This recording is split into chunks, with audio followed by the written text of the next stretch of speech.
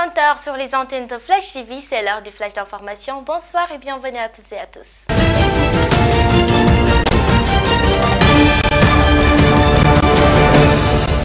Nous démarrons ce flash d'information avec le point de la situation du coronavirus au Sénégal.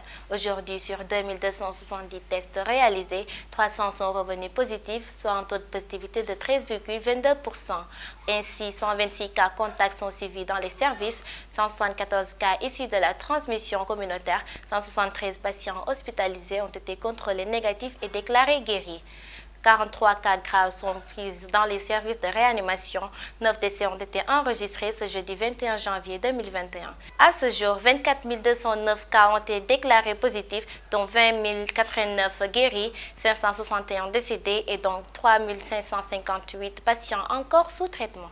Parlons éducation, plus qu'un signe de vie, Diary Sow a brisé le silence. L'information est donnée par son parrain, par ailleurs ministre de l'eau et de l'assainissement, Serigne Mbaye Thiam. L'élève de Louis le Grand a échangé avec le ministre qui a publié quelques extraits avec précise-t-il l'autorisation de la famille. Bonjour tonton, je tiens à préciser que je t'écris aussi librement que je suis partie. J'ai laissé assez d'indices derrière moi pour qu'on sache que je partais de mon propre gré.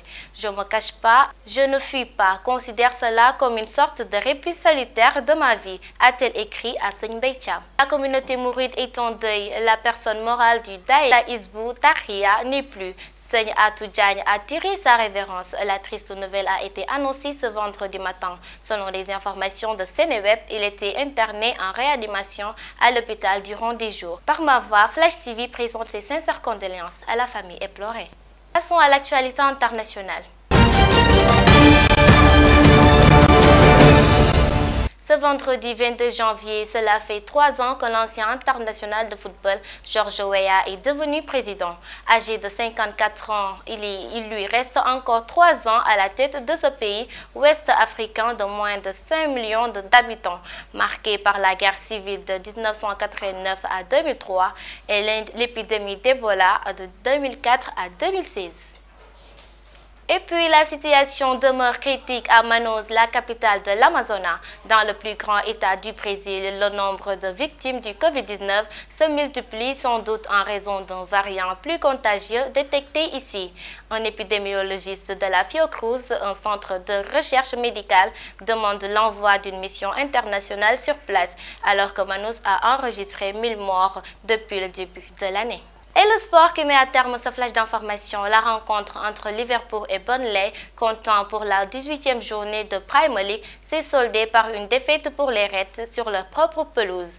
Un but penalty de Ashley Barnes à la 83e minute a permis à l'actuel 16e de Premier League, Burnley, de remporter le match. Cette défaite de Liverpool à Anfield Stadium signifie beaucoup de choses négatives pour les hommes de Jürgen Klopp.